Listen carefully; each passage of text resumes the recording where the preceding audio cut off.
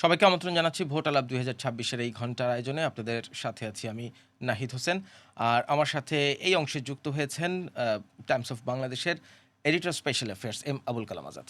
ভাই, আপনাকে আমন্ত্রণ জানাচ্ছি। কেমন আছেন? ভালো আছি। ধন্যবাদ আপনাকে। নির্বাচনটা কেমন দেখলেন? আমরা সবাই বলছে একটা সুষ্ঠু নির্বাচন, শান্তিপূর্ণ নির্বাচন হলো। সামগ্রিকভাবে যে এক্সপেকটেশন ছিল নির্বাচনের দিনকে কেন্দ্র করে অনেক শঙ্কা সমালোচনার পর আপনার বিশ্লেষণ কি? দেখুন, আমি ৯১ এর নির্বাচন মোটামুটি ফলো করে এসেছি। ১ম এ স্টুডেন্ট হিসাবে, তারপরে তো সাংবাদিক হিসাবে। তো প্রত্যেকটা নির্বাচনেই এমনকি আমরা বলে থাকি যে ১৯৯১ সালের যে নির্বাচন বাংলাদেশের ইতিহাসের সবচেয়ে বেস্ট ইলেকশন, সেখানেও কিন্তু কিছু ভায়োলেন্স হয়েছিল, কয়েকজন মারাও গিয়েছিল। তো এবারে আমাদের কিন্তু মাথায় সবসময় ছিল, সাংবাদিক হিসাবেও আমরা টাইমস অফ বাংলাদেশেও লিখেছি যে একটা শঙ্কা আছে। সেই শঙ্কাটা কি যে ভায়োলেন্স হওয়ার সম্ভাবনা আছে, এবং কেন আছে সেটাও আমরা বলেছি যে ধরেন অনেক সন্ত্রাসীরা আছে, তারপরে অবৈধ অস্ত্র আছে, থানা থেকে লুট হওয়া যে অস্ত্রগুলো সেগুলো সব রিকভার হয়নি। সব মিলিয়ে মনে হচ্ছিল যে ইলেকশনের আগের রাতে অথবা ইলেকশনের দিন বেশ কিছু অপ্রীতিকর ঘটনা ঘটবে, কিন্তু মানে আশ্বস্তকর বিষয় হচ্ছে যে এরকম কোনো কিছুই ঘটে নাই, এবং একটা সুন্দর পরিবেশে, শান্তিপূর্ণ পরিবেশে একটি মোটামুটি একটি বলা যায় যে এখন পর্যন্ত আমরা যা জানতে পেরেছি যে এটি একটি ফেয়ার ইলেকশন হয়েছে, এবং এমন কোনো কমপ্লেন আমি পাই নাই। বা ধরেন যে ২-৪টা আসনে কিছু ঘটনার কারণে কিছু কন্ট্রোভার্সি তৈরি হয়েছে। জামাত বা এনসিপির পক্ষ থেকে কমপ্লেন করা হয়েছে। এছাড়া ধরুন যে লার্জলি ইলেকশন ওয়াজ মানে ফ্রি, ফেয়ার অ্যান্ড পিসফুল।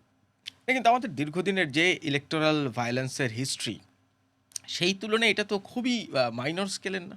হ্যাঁ, খুবই ম্যানর স্কিলের, মানে এটা আসলে কাউন্টেবলই না আমার কাছে মনে হয় যে আপনার এতগুলো আসন, এত প্রার্থী, এত ভোটার, সব কিছু মিলে এত শঙ্কা ছিল। নারীরা ভোট দিতে পারবে কিনা, নারীদের মধ্যেও নানান ধরনের শঙ্কা ছিল। সব মিলিয়ে আমি নিজে কয়েকটা ভোট কেন্দ্র ঘুরে দেখেছি, আমি নিজে ভোটও দিয়েছি। তো আমার কাছে কোথাও আসলে এমন কোনো আহ, দৃশ্য আমি দেখিনি, বা এমন কোনো ফিলিং হয়নি যে মনে হয়েছে যে ভোট দিতে কারো কোনো শঙ্কা আছে। ইভেন আমি বিশেষ করে নারীদের ক্ষেত্রে দেখছি যে অনেক জায়গায় দেখেছি নারীদের দীর্ঘ লাইন। হুম, তারা এক ধরনের যে আনন্দ ফুর্তি নিয়ে অনেক দিন পরে মনে হয়েছে যে তারা শঙ্কাহীন, এবং ভোট যে আসলে একটা উৎসব। বাংলাদেশে ধরেন আমরা ছোটবেলাতেও দেখে এসেছি, গ্রামে মেলা বসতো। হ্যাঁ, গ্রামের নারীদের গরুর গাড়িতে করে ভোট কেন্দ্রে নিয়ে যাওয়া হতো। সুন্দর সুন্দর তারা নতুন জামা কাপড় পরে সেজে গুজে যেতেন। তো ওই কালচারটা আমাদের মানে হারিয়ে গেছে। বিশেষ করে ধরেন আমাদের গত ৩টা ইলেকশন যেভাবে হয়েছে, ওই কালচারটা কিন্তু নষ্ট হয়ে গেছে। তো ওই কালচারটা মনে হচ্ছে যে অনেকখানি ফিরে এসেছে।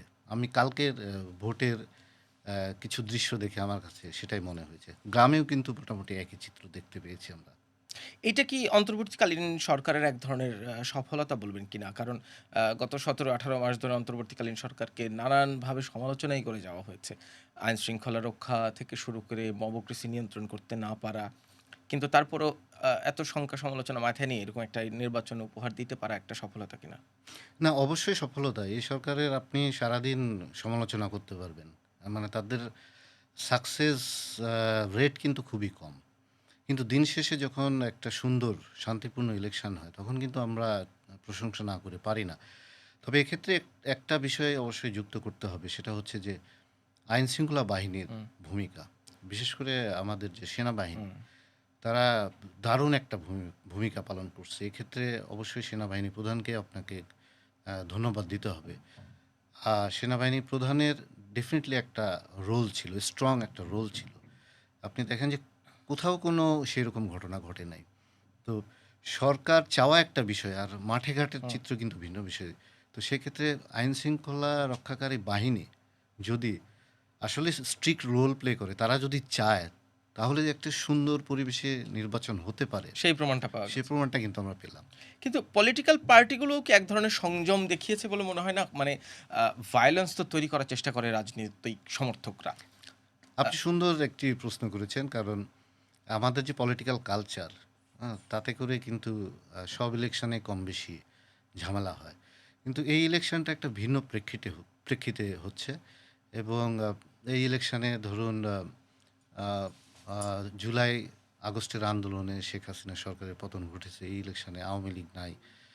তো তারেক রহমান অনেক দিন পরে ফিরে এসেছে। তার দলের নেতৃত্ব নিছে এবং বড় দল হিসাবে এবং বড় দলের নেতা হিসাবে আমার কাছে মনে হয় যে তারেক রহমান খুবই পজিটিভ একটা রোল প্লে করেছে। তার কথাবার্তা, তার আচার-আচরণ এবং আ দলের সিনিয়র নেতাদের থেকে শুরু করে গ্রাসরুট লেভেলের সবার মধ্যে আমার কাছে মনে হয় যে উনি একটা মেসেজ দিতে পেরেছেন যে আমরা অতীতে কি হয়েছে আ আমরা সেটা ভুলে যেয়ে আমরা সুন্দর একটা ইলেকশন করব। ইলেকশনে আমরা জিতব এবং আমরা প্রতিপক্ষকে ঘায়েল করার চেষ্টা করব না। আমরা যে ভোটের দিনে কি হয় আসলে? ভোটের দিনে ভোটার প্রতিপক্ষের প্রার্থীদের ভয়-ভীতি হুম। দেখানো। তারপরে ধরেন প্রতিপক্ষের যারা সাপোর্টার তাদেরকে ভয়ভীতি দেখানো। আ নানান ধরনের ঘটনা ঘটে। এটা আমরা জানি থাকি। হুটহাট করে অনেককে দেখি আমরা নির্বাচন বর্জন করে, বয়কট হ্যাঁ, করে, হ্যাঁ, প্রতিহতের ঘোষণা দেয়। হ্যাঁ। তো সেই ঘটনাগুলো ঘটে নাই। সম্পূর্ণ একটা ভিন্ন পলিটিক্যাল কালচার আমার মনে হয় ইলেকশনের ভিতর দিয়ে আমরা দেখতে পাচ্ছি। জামাতের পক্ষ থেকেও কিন্তু সেরকম আমরা অ্যাটিচিউড দেখেছি। কিছু তো অভিযোগ হুম, থাকবেই। ২ পক্ষই কিন্তু নানান ধরনের কিন্তু আপনি খেয়াল করবেন যে সিরিয়াস কোনো অভিযোগ না। হুম। এবং কেউ কাউকে কিন্তু নাম ধরে সবাই ইঙ্গিত মানে করে ব্যক্তি আক্রমণ করা হয় নাই। ব্যক্তি আক্রমণ করা হয় না। যেটা আমরা অতীতের অনেক ইলেকশনে দেখেছি। তো এই জিনিসটা আমার কাছে খুব ভালো লেগেছে। ইভেন ধরুন যেই দলটি জিতে সেই দলটি কিন্তু মনে করে যে এখন সবকিছুই তাদের। মানে উইনার্স টেক অল টেক্স একটা অল। একটা কথা আমরা যে বলি, তো সেরকম কোনো কিছু আমরা দেখি নাই। ১ম থেকেই আমরা ধরেন তারেক রহমান গত রাতে বা তার দলের পক্ষ থেকে মানে হুইচ ইজ ভেরি পজিটিভ আমার কাছে মনে হয়েছে। যে আমরা বিজয় মিছিল করব না এবং আমরা কোনো ধরনের আমাদের উপর যারা অতীতে অত্যাচার নির্যাতন করেছে আমাদের প্রতিপক্ষ আ তারাও হচ্ছে আমাদের ভোটার। হ্যাঁ? সো তাদের প্রতিশোধ পরায়ণ তো আমরা হবই না।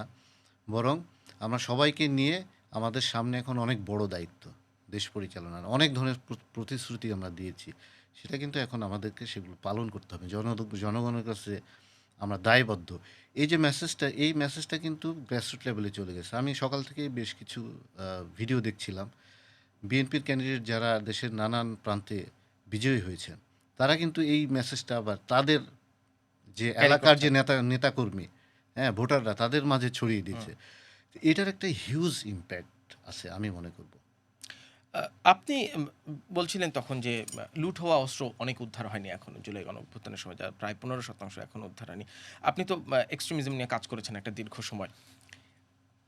ঠিক আছে সরকারের চেষ্টায় সেনাবাহিনী এবং আইনশৃঙ্খলা রক্ষাকারী বাহিনীর চেষ্টায় তাদের সমন্বিত চেষ্টায় হয়তো একটা ভালো ইলেকশন করা গেছে। কিন্তু আমরা অনেক গণমাধ্যম রিপোর্ট দেখেছি নির্বাচনকে কেন্দ্র করে ৩০০ ৩৫০ শুটার বাংলাদেশে ঢুকেছে। যারা বিভিন্ন সময়ে বিভিন্ন জায়গায় পালিয়েছিল। লুট হওয়া অস্ত্রের একটা বড় অংশ এখনো বাইরে আছে। আমরা একটা ভিডিওতে এরকমও দেখেছি একজন তরুণ রাজনৈতিক নেতার কাছে একজন গিয়ে বলছে যে, "আমার মাথায় এখনো গুলি আছে। আমার বাসায় কিছু সরঞ্জামাদিও আছে। এগুলো কি করতে পারি?"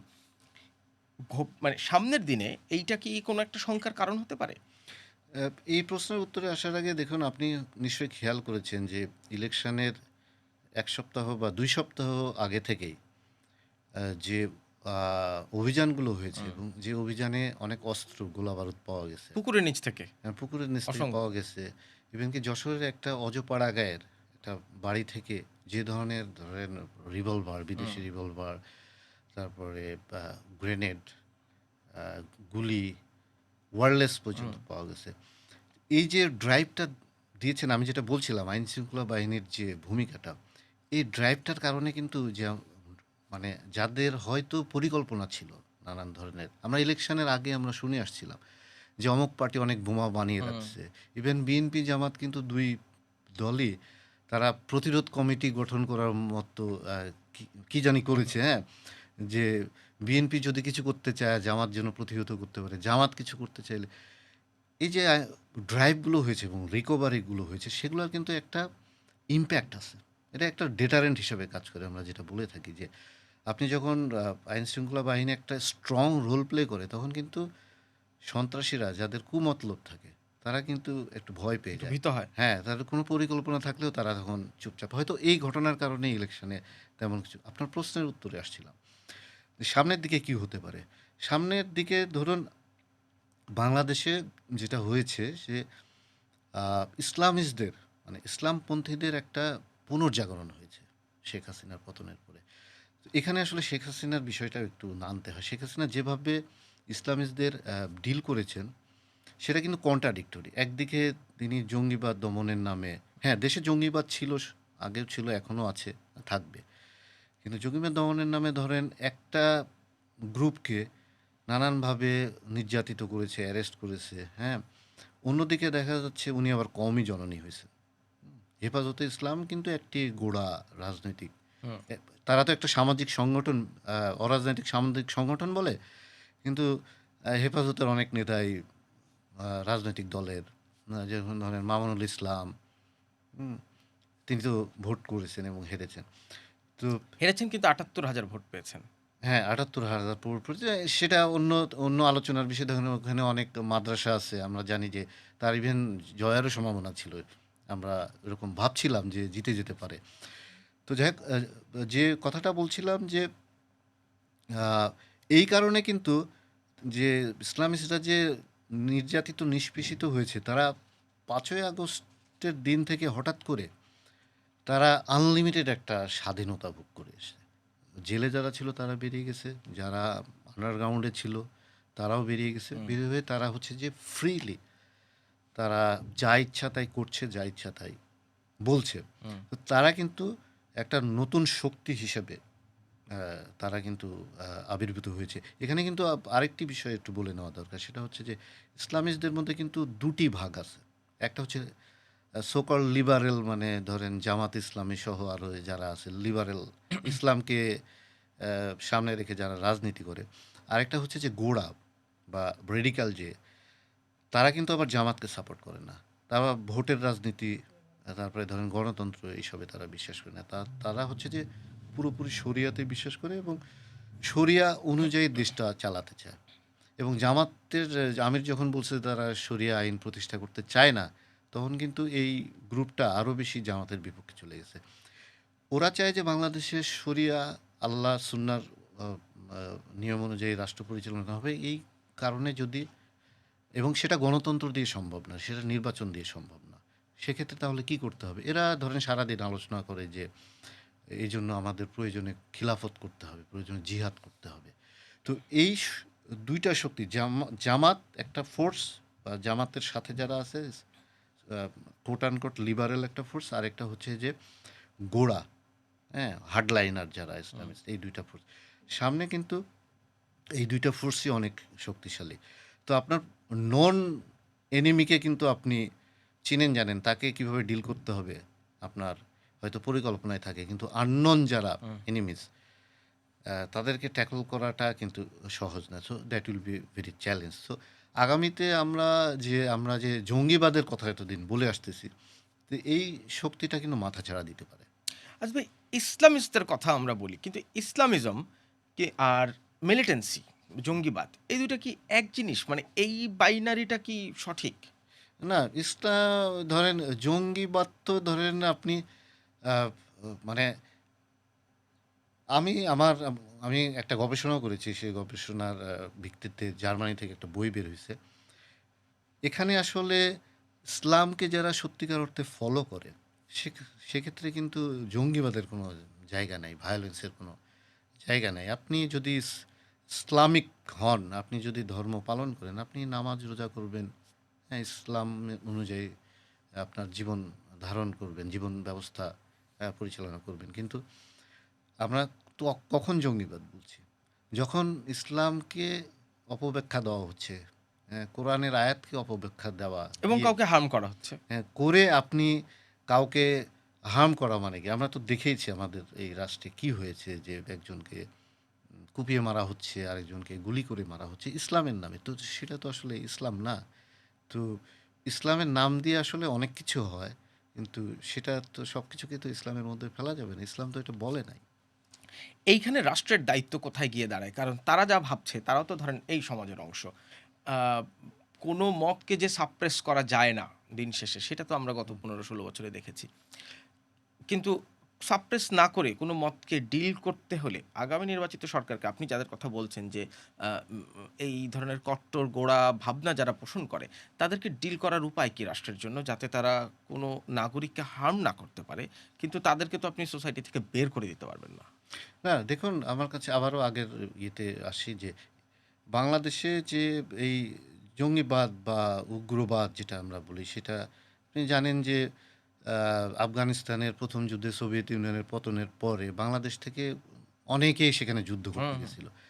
তো তারা ফিরে এসেই বাংলাদেশে গণতন্ত্রের যে উত্তরণ হলো ৯১ সালে, এরপরে কিন্তু তারাও আস্তে আস্তে একটা শক্তিতে রূপান্তরিত হয়েছে। তারা প্রথমে উম ভেবেছিল যে আ আ বাংলাদেশে তারা একটা সংগঠন হিসাবে আবির্ভূত হবে এবং তারা মিয়ানমারের যে নির্যাতিত মুসলমানরা, হুম। রোহিঙ্গারা তাদেরকে তারা হেল্প করবে। প্রয়োজনে তাদের জন্য যুদ্ধ করবে। কিন্তু সেটা যখন হয়নি, তখন তারা বাংলাদেশকে নিয়েই আ চিন্তা শুরু করে। হুম? তো ওই প্রবলেমটা কিন্তু শুরু হয়েছে ধরেন মধ্য আ আ উম 90s থেকে। হ্যাঁ? ৯০ এর মাঝামাঝি থেকে এটা শুরু হইছে। কিন্তু এরপর থেকে বাংলাদেশের কোনো সরকারই কিন্তু তাদেরকে ঠিকমতো হ্যান্ডেল করে নাই। অ্যাড্রেস করে মিস নাই। হ্যান্ডেল করছে তাদেরকে। প্রথমত হচ্ছে যে ধরেন আ আওয়ামী লীগের আমলে যে ঘটনাগুলো ঘটেছে এর জন্য কোনো আপনি তদন্ত না করেই, কোনো কিছু না করে আপনি সরাসরি বিএনপির ঘাড়ে চাপিয়ে দিলেন। ধরেন শেখ হাসিনার ১ম আমলে যে হুম। ঘটনাগুলো ঘটছে, অনেকগুলো ঘটনা ঘটেছে আমরা দেখছি। তখনই আসলে জঙ্গিবাদের উত্থানটা হয়। মানে ৯৬ পরবর্তী সময়ে। হ্যাঁ, ৯৬ এর পরেই কিন্তু আমরা দেখছি ৯৭ সাল থেকেই ১ম এ শামসুর রহমানের উপরে হামলা হয়েছিল। হুম। এরপরে উদীচীতে, এরপরে অনেকগুলা ঘটনা ঘটেছে। আমরা দেখেছি যে এই কারণে বিএনপিকে দোষারোপ করা হয়েছে। এটা যে জঙ্গিরা ঘটাচ্ছে, এটা আমরা তদন্ত করে কিন্তু বের করে আমরা তাদেরকে হ্যান্ডেল করার চেষ্টা করি নাই। সেম ঘটনা ঘটছে যখন তারপরে আবার ২০০১ সালের নির্বাচনের পরে বিএনপি আবার ক্ষমতায় আসলো। তখন অনেকগুলো ঘটনা, সিনেমা হলে ঘটনা ঘটেছে, বাংলা ভাইয়ের উত্থান হয়েছে। হুম। সারা দেশে সিরিজ বোমা হামলা। সিরিজ বোমা হামলা হয়েছে। সে সময় কিন্তু আমরা দেখেছি যে আওয়ামী লীগকে দোষারোপ করা হয়েছে। এই যে এই খেলাটা, এই খেলাটার ভিতর দিয়ে কি হয়েছে? এই শক্তিটা আসলে আস্তে, আস্তে আ আরো বেশি শক্তিশালী। দানা আরো বাঁধতে আরো বেশি পেরেছে। আরো আরো বেশি আপনার সংগঠিত হয়েছে। তো ওরা মনে করছে যে হামলা করছি আমরা, দায় যাচ্ছে আরেকজনের উপরে। হ্যাঁ? তো তারা তো কোনো মানে কোনো কিছু ফেস করতেছে না। ধরেন আইন কানুন কোনো কিছু। হুম। তো তারা এটা কন্টিনিউ করে গেছে। তো আমি যেটা বলছিলাম যে আপনি কিভাবে এই শক্তিকে আ ডিল করবেন সেটা একটা বড় জিনিস। এদেরকে কিন্তু আপনি সবসময় অস্ত্র দিয়ে, ফোর্স দিয়ে আপনি ডিল করতে পারবেন না। যেমন আমার গবেষণার সময় আমি দেখেছি যে অধিকাংশ ক্ষেত্রেই ধর্মের অপব্যাখ্যা, কোরআনের এবং হাদিসের অপব্যাখ্যা করে কিন্তু মানুষকে বিপথগামী করা হয়েছে। অনলাইনে প্রচুর আলোচনা হয়। অনলাইনে আমি অনেক দেখেছি যে অনেকে, বিশেষ করে যুব সমাজ, নারী-পুরুষ ওরা জানতে চায় ধর্মের নানান বিষয়ে।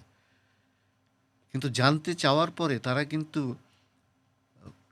যারা জানে হুম। আসলে সত্যিকার অর্থে, তারা কিন্তু ওইখানে ব্যাখ্যা দিতে আসছে না। বা সরকারের তরফ থেকে কোনো মানে ধরেন এমন কোনো কর্মসূচি নাই যে তারা ওইখানে যেয়ে বলছে যে আসলে ধর্মে এই বিষয়ে এই কথাটা বলা মানে হচ্ছে। কোনো কাউন্টার স্ট্র্যাটেজি নেই। কাউন্টার ধরেন আমি একটা ধর্মের কোনো একটা বিষয়ে জানতে চাইলাম। এখন ওই জায়গাটা ওইখানে উত্তরটা দিচ্ছে কোনো সত্যিকার শিক্ষিত কোনো ধার্মিক মানুষ না, কোনো স্কলার না। করছে কি তখন এই অপশক্তি, হুম? এই ধরেন এই উগ্রবাদ বা জঙ্গিবাদের যারা পায়তারা করে, তারা ওইখানে যা বলছে এটা আসলে এইরকম। তোমার এইভাবে তো হবে না। এই রাষ্ট্রে এই সিস্টেম চলবে না। এইজন্য তোমার কি করতে হবে? সিস্টেমকে ভেঙে ফেলতে হবে। আল্লাহ এইজন্য কোরআন শরীফে বলা আছে জিহাদ করতে হবে। তখন ও মনে করতেছে আসলে তাই তো বিষয়টা এরকম। সো ও কিন্তু বিপথগামী হয়ে যাচ্ছে। তো আপনার আসলে একটা মেকানিজম থাকতে হবে রাষ্ট্রীয়ভাবে এবং উদ্যোগটা রাষ্ট্র নেবে কিন্তু আপনার বেসরকারি অনেক স্টেক হোল্ডারকে এর সঙ্গে যুক্ত করতে হবে। সিঙ্গাপুরে আমি যেরকম দেখেছিলাম যে সিঙ্গাপুরে কিন্তু খুব সুন্দর একটা ব্যবস্থা আছে। যে সত্যিকার অর্থে ধর্ম কী বলে এবং কেউ যদি রেডিকালাইজ হয়ে যায়, তাকে ডিরেডিকালাইজ করে তাকে রিহ্যাবিলেট করা সমাজে সুন্দর কিন্তু কর্মসূচি আছে।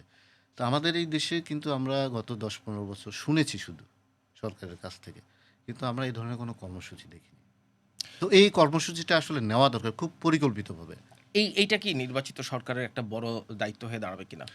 অফকোর্স যেহেতু আমি শুরুতেই বললাম যে এরা একটা বড় শক্তি হিসাবে আবির্ভূত হয়েছে এবং এটাকে আপনি দমন করবেন নাকি এদেরকে আপনি আপনার যুক্তিতর্ক, হ্যাঁ, কর্মসূচির মাধ্যমে এদেরকে আপনার একটা ফিলোসফিকে কাউন্টার করতে আসলে আপনার ওই ফিলোসফিক্যালি করতে হবে। হ্যাঁ, আইডিওলজি দিয়ে আইডিওলজিকে আপনার ঘায়েল করতে হবে। আপনি মানে আওয়ামী লীগ সরকারের আমলে যেরকম ফোর্স দিয়ে যেটা করা হয়েছে তাতে আরও বুমেরাং হয়েছে, তো ওটা করলে হবে না। সো আমি মনে করি যে নতুন যে সরকার গঠিত হবে সেই সরকারকে অবশ্যই এই বিষয়টাতে খুব নজর দিতে হবে। আ নির্বাচনে বিএনপি সংখ্যাগরিষ্ঠ আসন পেয়ে সরকার গঠন করতে যাচ্ছে। তারেক রহমান প্রধানমন্ত্রী হবেন সেটিই ধরে নেওয়া হচ্ছে। কিন্তু জামায়াতে ইসলামের যে উম প্রায় ৭০ টা সিট, ৭০ টার বেশি জোট হিসাব করলে। এইটা কি এক্সপেক্টেড ছিল? মানে আমি ধরেন একটা গণমাধ্যমে একটা শিরোনাম দেখেছি যে আ বিএনপি নিরঙ্কুশ সংখ্যাগরিষ্ঠতা নিয়ে সরকার গঠন করতে যাচ্ছে। কিন্তু জামায়াত কি হারল?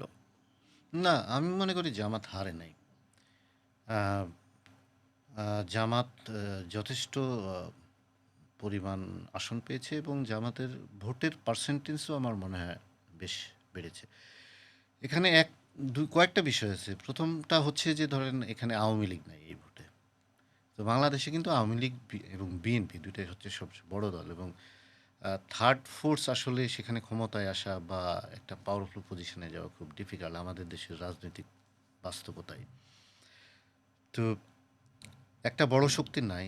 সেক্ষেত্রে জামাতের যে উত্থান ঘটেছে এবং জামাত হাসিনা বিরোধী আন্দোলনে একটা বড় রোল প্লে করেছে এবং জুলাইয়ের আন্দোলনকে তারা ক্যাপচার করার চেষ্টা করেছে যে তাদের আন্দোলন ছিল এবং এনসিপি তাদের সাথে আছে।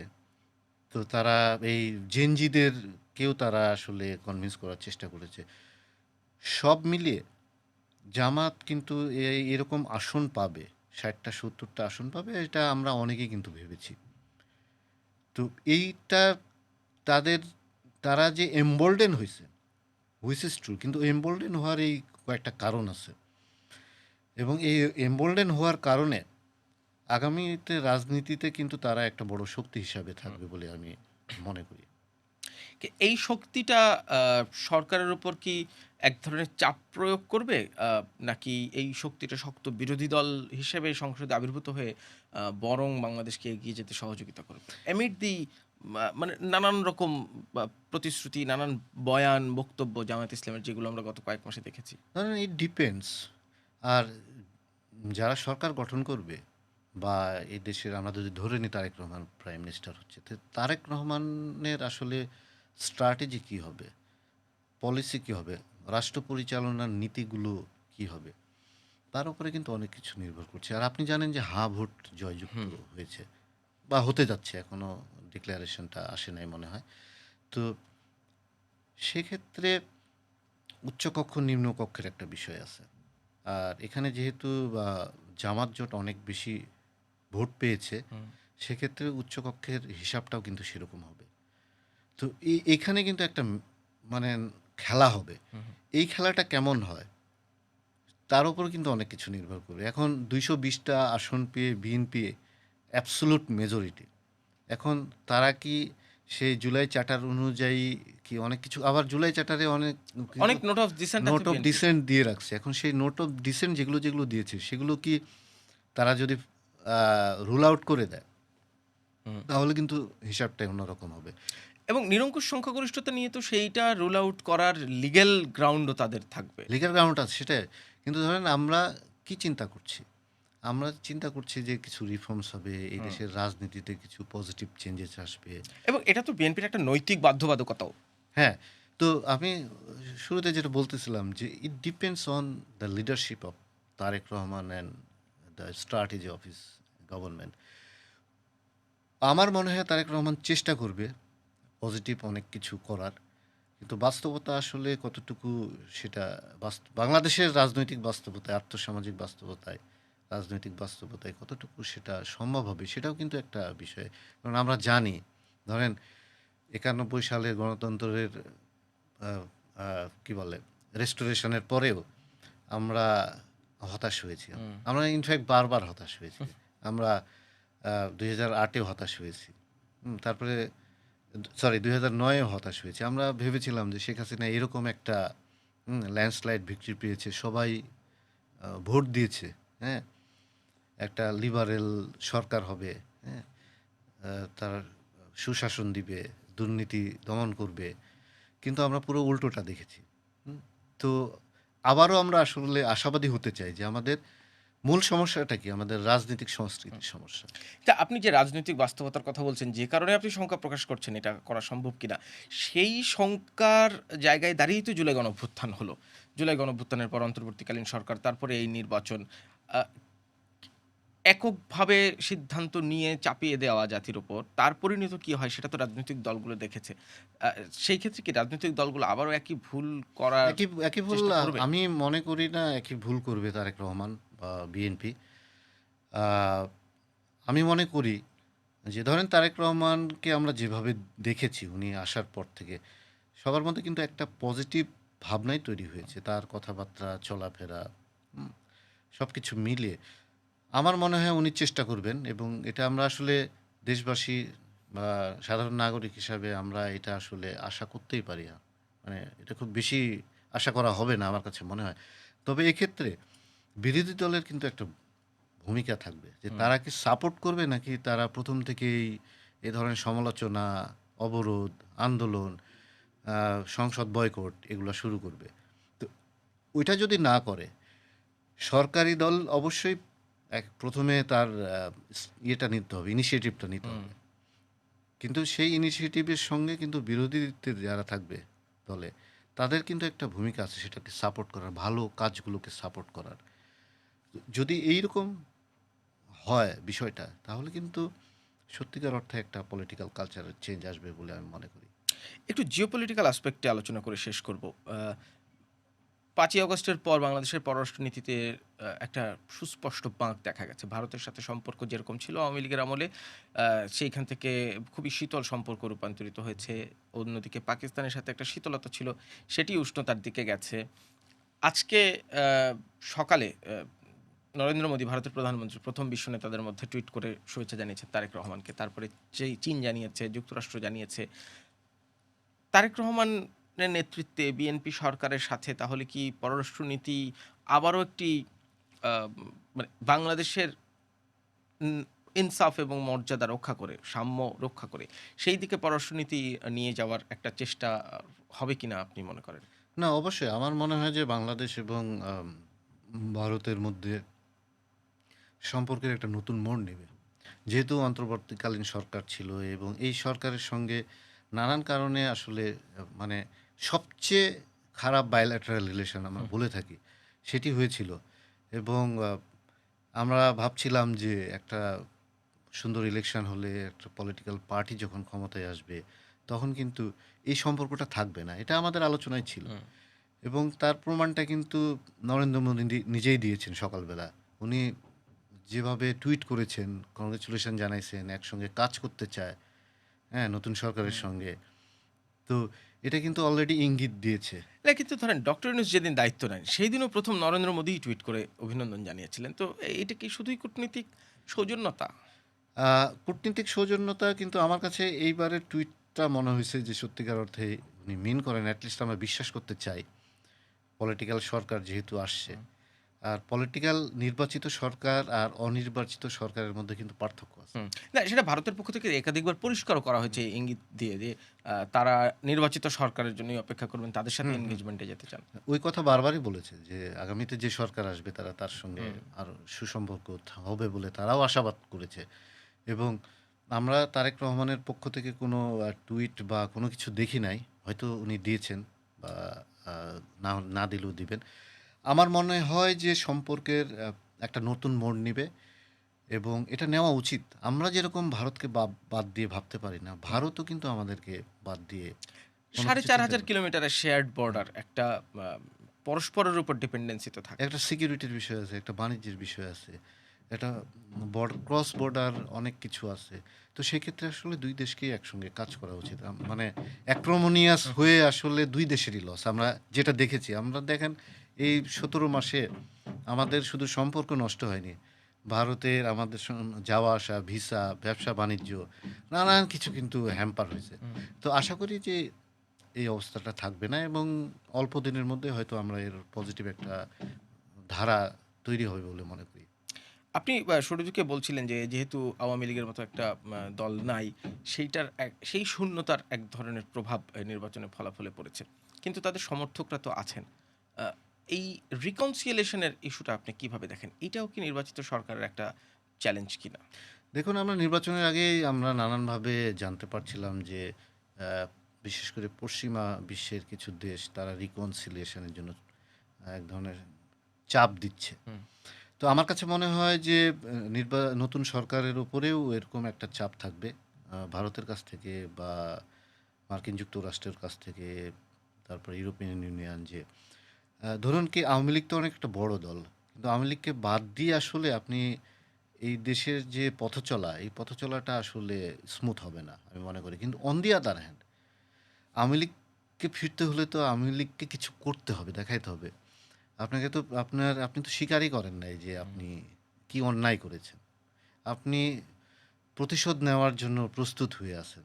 হুম, তো এই মানসিকতা থেকে আসলে বের হইতে হবে। বের হয়ে আওয়ামী লীগ, আমি মনে করি আওয়ামী লীগ যদি তার নেতৃত্ব চেঞ্জ করে এবং তারা রিয়ালাইজ করে যে আসলে আমরা যা করেছি ভুল করেছি এবং সেটার জন্য তারা যদি অনুশোচনা করে এবং মানুষের কাছে তারা যদি এই মেসেজটা দেয়, তারা চাইলেই কিন্তু রাজনীতিতে ফিরে আসতে হবে। কিন্তু তাদের স্ট্র্যাটেজিটা, কৌশলটা চেঞ্জ করতে হবে। এছাড়া এটা খুব ডিফিকাল্ট হবে। হয়তো আওয়ামী লীগ ফিরবে ৩ বছর, ৪ বছর, ৫ বছর অথবা একসময় তো ফিরবে। হুম। কিন্তু ফেরাটা সহজ হবে না কঠিন হবে সেটা কিন্তু আওয়ামী লীগের উপর নির্ভর করতেছে। কিন্তু আমার কাছে মনে হয় যে এই সময়ে আওয়ামী লীগ যদি পজিটিভ একটা সিদ্ধান্ত নেয়, নতুন সরকারের পক্ষ থেকেও হয়তো পজিটিভ সিদ্ধান্ত থাকবে। অনেকে আমরা অলরেডি আলোচনা করছি যে তাহলে কি আওয়ামী লীগের যে কর্মকাণ্ডের উপর যে নিষেধাজ্ঞা আছে এটা তারেক রহমান উঠিয়ে নিবে কিনা? হয়তো কবে উঠিয়ে হ্যাঁ, নিবে? সেরকম একটা আলোচনা হ্যাঁ, আছে। এরা আলোচনা আছে। তো আমার মনে হয় যে আওয়ামী লীগের এন্ড থেকে কোনো একটা পজিটিভ কোনো কিছু যদি জানানো হয়, তাহলে কিন্তু এক্ষেত্রেও একটা পজিটিভ কোনো কিছু আসতে পারে আমি মনে করি। তার মানে কি এই নির্বাচিত সরকারের উপর অনেকগুলো চ্যালেঞ্জ নিয়ে তারা দায়িত্ব অনেক, নিতে যাচ্ছে? অনেক চ্যালেঞ্জ আছে। প্রথমত হচ্ছে ধরেন আমরা শুরুতে যেগুলো আলোচনা করলাম, আর অর্থনৈতিক চ্যালেঞ্জ তো আছেই। হুম, এখন আপনার আ প্রথমত হচ্ছে ধরেন একটা সুন্দর সুশাসনের ব্যবস্থা হুম, করা। তারপর আইন শৃঙ্খলা পরিস্থিতি নিয়ন্ত্রণে রাখা। মানে আপনার এই ব্যাংকগুলো তো আসলে খালি হয়ে গেছে। হুম। আর্থিক অবস্থা খুবই খারাপ। ব্যবসা-বাণিজ্যের অবস্থাও ভালো না। কোনো ইনভেস্টমেন্ট নাই। ইনভেস্টমেন্ট না থাকারও কারণ আছে, যেহেতু এক ধরনের অনিশ্চয়তা ছিল। ইলেকশন হবে কি হবে না। এখন কিভাবে বিদেশি ইনভেস্টরদের আনা যায়? লোকাল ইনভেস্টরদের এনকারেজ করা, এমপ্লয়মেন্ট আ তৈরি করা যুব সমাজের জন্য। এই প্রবলেমগুলো কিন্তু ইমিডিয়েটলি সলভ করার জন্য নানান ধরনের কর্মসূচি নিতে হবে। এগুলো কিন্তু হুম। আ না নিলে কিন্তু চ্যালেঞ্জ মোকাবেলার ক্ষেত্রে কিন্তু এক ধরনের জটিলতা তৈরি হবে। জটিলতা তৈরি হবে। আসলে আপনাকে অসংখ্য ধন্যবাদ আপনার বিশ্লেষণের জন্য। আমরা নিশ্চয়ই পরবর্তীতে আপনার সাথে আবারও কথা বলব। আপনাকে ধন্যবাদ। নির্বাচন এবং ফলাফল পরবর্তী আ সময়ে আগামী নির্বাচিত সরকার কিভাবে তাদের রাষ্ট্র গঠনে নিয়োজিত করবে সেই নিয়ে বিশ্লেষণ শুনছিলাম এম আবুল কালাম আজাদের কাছে, টাইমস অফ বাংলাদেশের স্পেশাল এডিটর স্পেশাল অ্যাফেয়ার্সে। আমরাও প্রত্যাশা করি যে বাংলাদেশ স্থিতিশীলতার দিকে এগিয়ে যাবে এবং যে কাঙ্ক্ষিত বাংলাদেশের স্বপ্ন নিয়ে এই নির্বাচনটি অনুষ্ঠিত হলো সেই দিকেই এগিয়ে যাবে বাংলাদেশ। ধন্যবাদ সবাইকে সাথে থাকার জন্য।